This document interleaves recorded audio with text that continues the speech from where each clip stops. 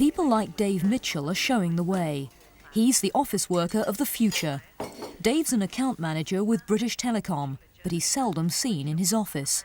His base is his home in Sunderland. He keeps in touch with his boss and secretary using the latest in computerised gadgets. First thing I do in the morning, plug in the laptop, I use the mobile phone. That enables me to get my emails down. I can then, using the infrared link between my palm top and my laptop, make sure that my diaries are synchronised with that of my secretaries, and then I'm off for a day's work. Dave's job takes him all over the region to meetings with clients and potential customers. It's vital he stays constantly in touch. This is the call for David Mitchell. John Small. Hi John. Hi Dave, I'm just phoning to confirm that I'll be on the video conference, mate. No problem at all, I'll give you a bell as we agreed. Okay, see you then, Dave. Cheers mate. Bye. Bye. Even while driving, Dave can collect voicemail through his mobile phone. And when there are faxes or emails to be attended to, he can pull into any lay-by and download them to his laptop computer.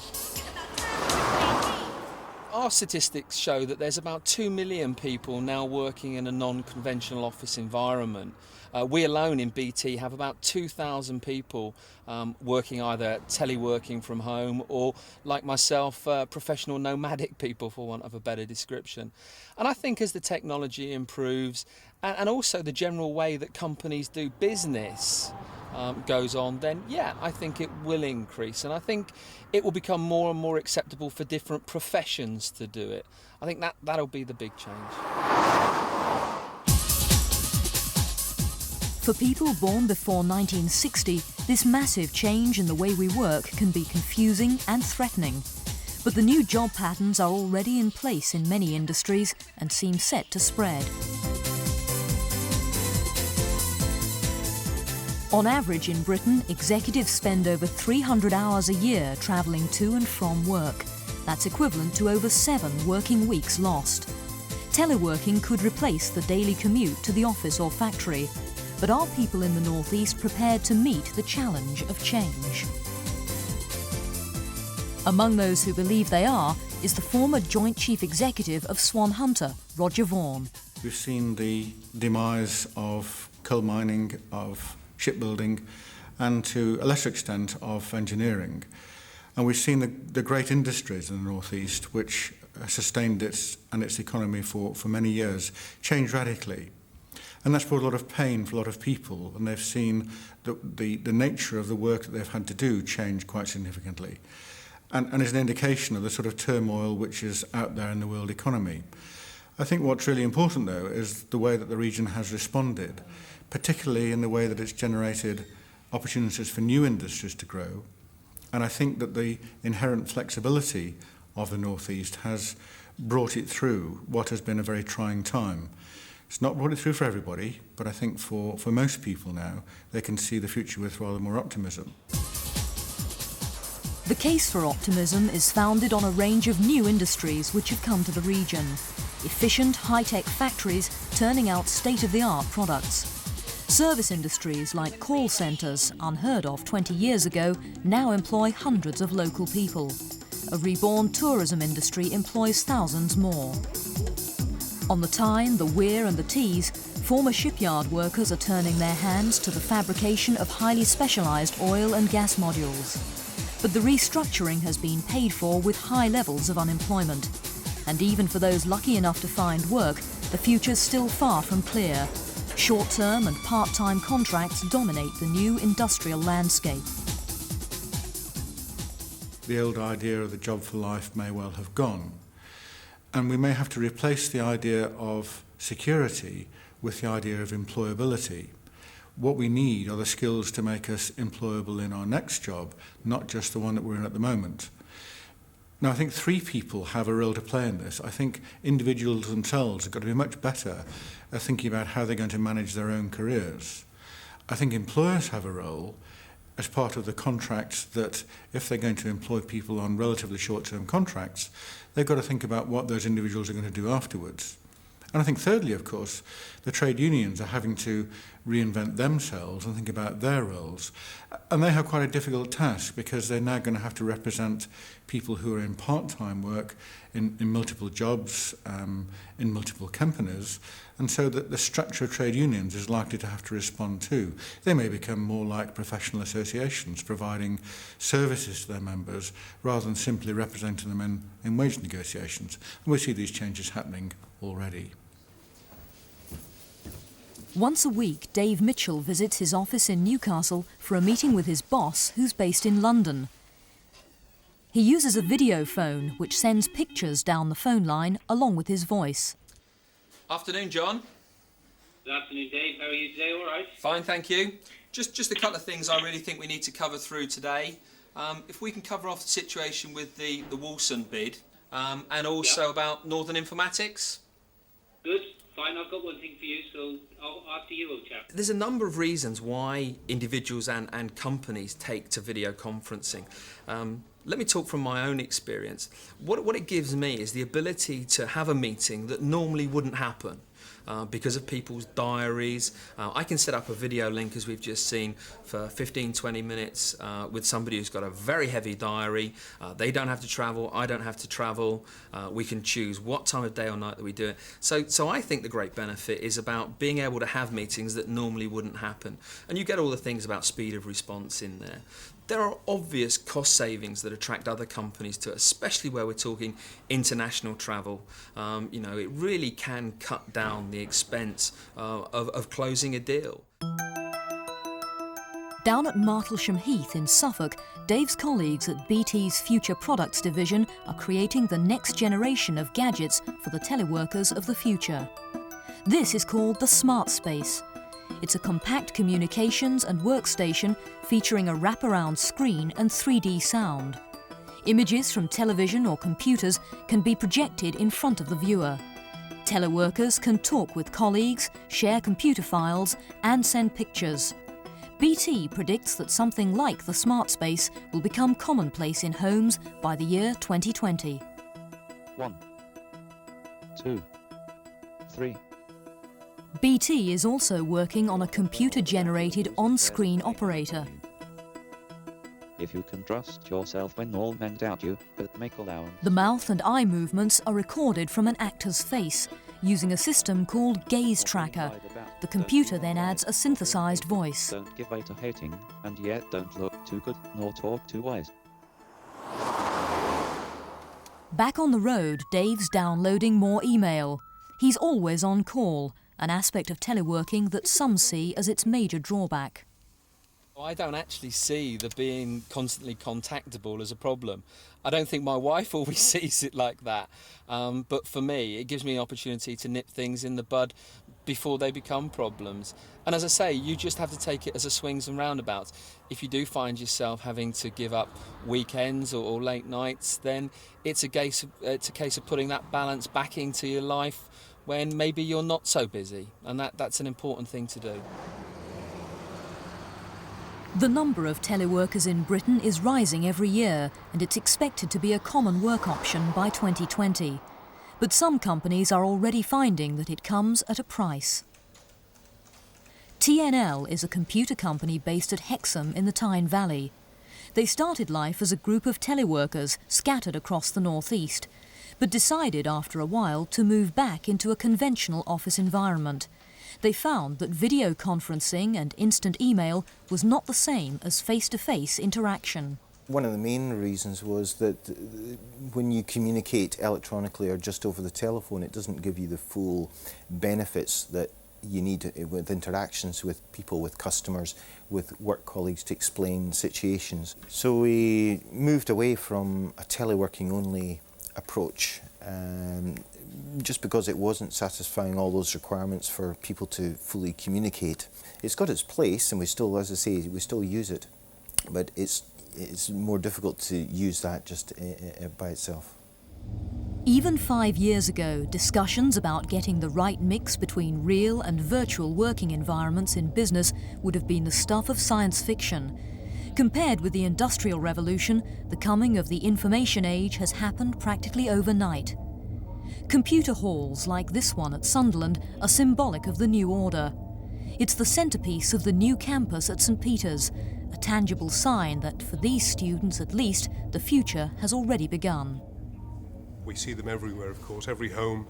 Already they're on every workstation and office desk in most large enterprises. So they simply will be the means by which we will trade, we will do commerce, we will communicate, we will vote, we will interact civically with our local government and our national governments. There simply will be the basis upon which we will conduct most of our lives. That seems to me very clear.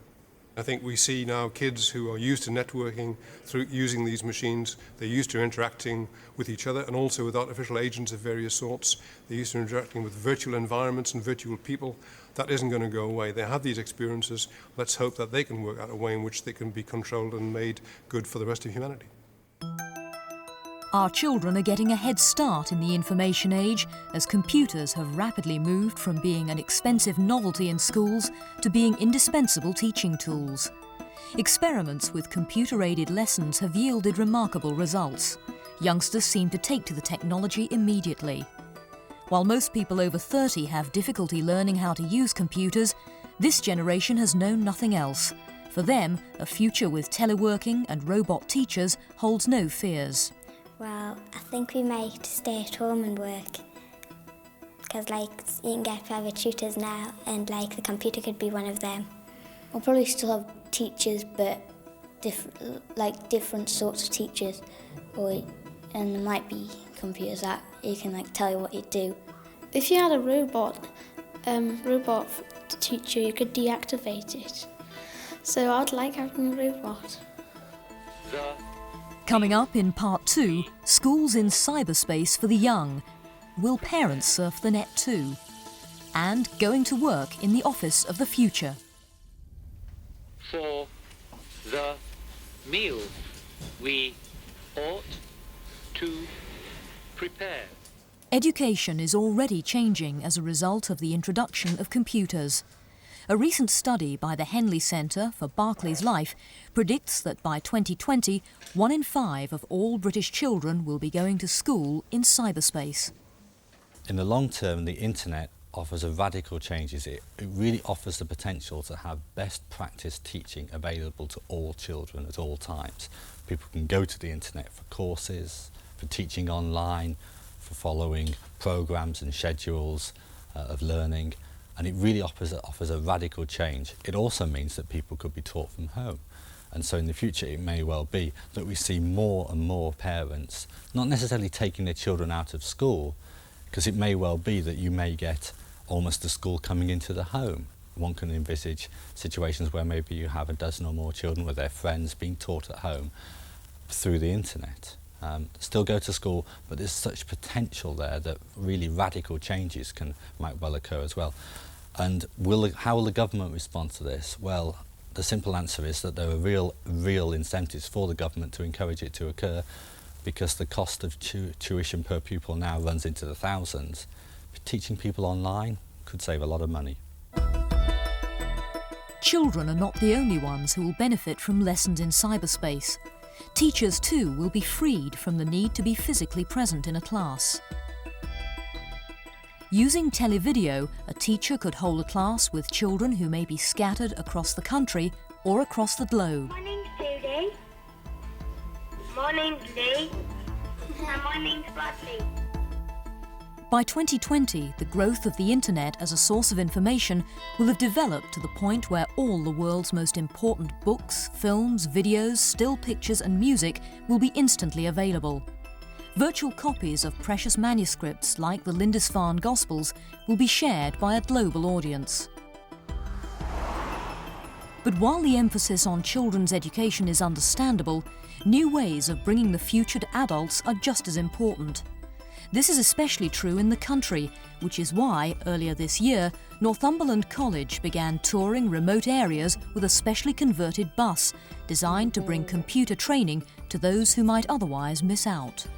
And to get access to the University of Newcastle recently studied the impact of what they call telematics on the rural economy. Well, certainly it has potential to help the businesses in the region and employment in the rural region. But if that's really to be realised, there's a number of constraints that have to be overcome. The first main one is actually getting the people who already work or live in rural areas with a greater awareness of the benefits of telematics, training in how to use the technology and so on. And that needs to be delivered locally, which obviously in remoter areas is difficult.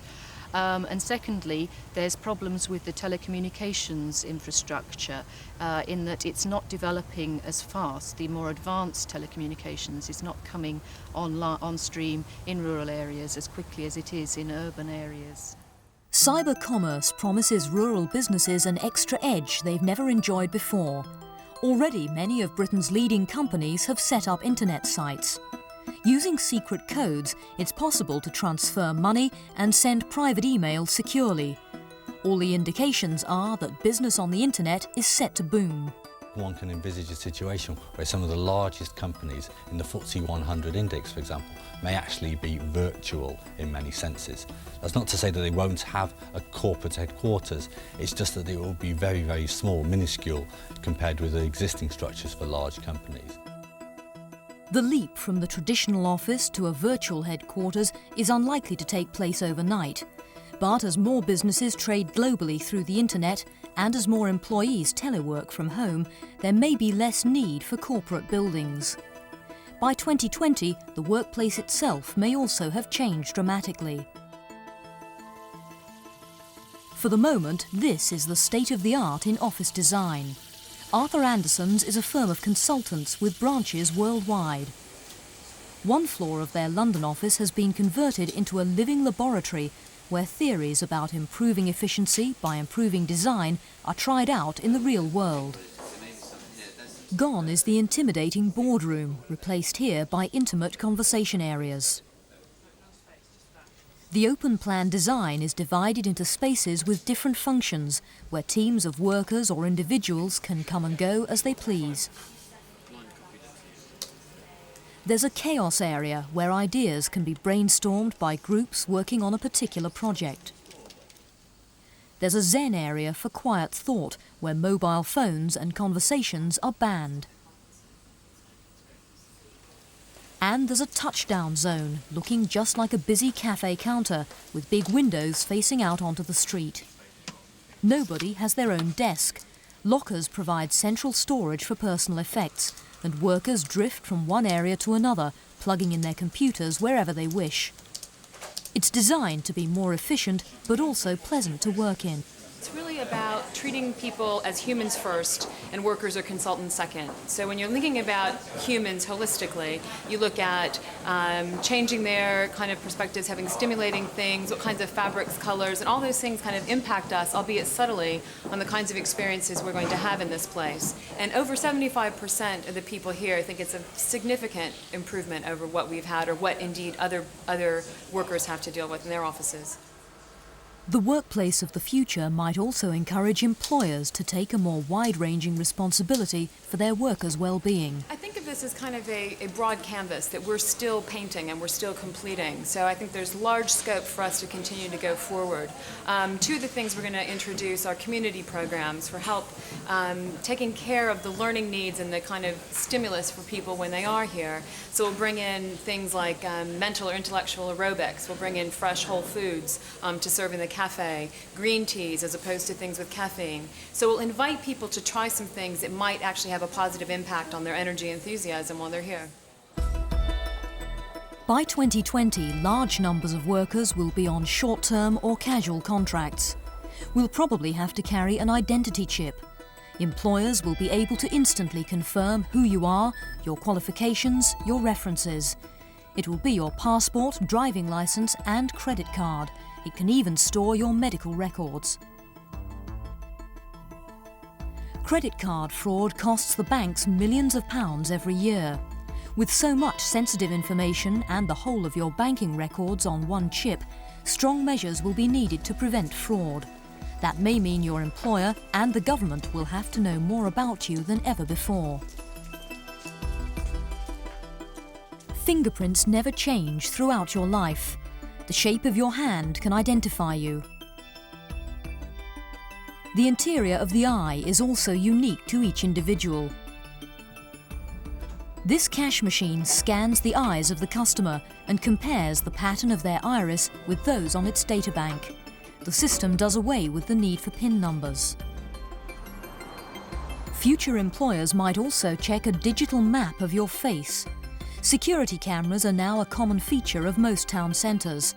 A computer can be programmed to look for an individual in a crowd and monitor their movements. On the road, cameras will be able to check every number plate as it passes.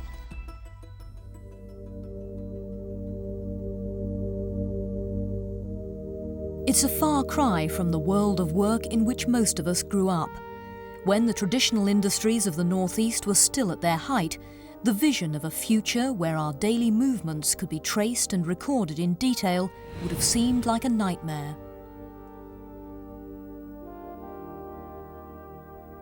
But the past is already beyond reach. Whatever the future holds, it's likely that the working world of 2020 will differ fundamentally in structure from today. It's clear that the new economy will be built on information, not coal and steel. The growth of global business will set the new agenda. Businesses trading in cyberspace, big enough and powerful enough to demand restructuring of the world's economy.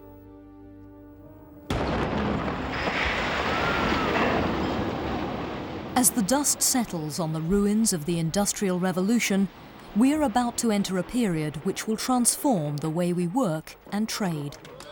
Possibly the greatest transformation of all could be a grassroots pressure for a one world currency. This sounds very wild. We're not saying there will be a one world currency by 2020. There are enough problems trying to introduce a single currency in Europe up until the year 2000. But there will be changes there. There will be, and as more people begin to operate globally and trade online, then they're going to begin to start saying the same things that companies say. We want to reduce our exposure to currency fluctuation. We want some certainty in our planning here. And you can envisage individuals saying the same thing if they're trying to buy things online for mail order overseas or whatever. They begin to think a little bit more like businesses, and as a result, they may well be calling for introduction of currency stability and moves towards a one world currency. Not going to happen in 10 years' time, not going to be introduced in 20 years' time, but the fact that we'll be talking about the possibility even of it being introduced in 10 or 20 years' time is a radical change of itself.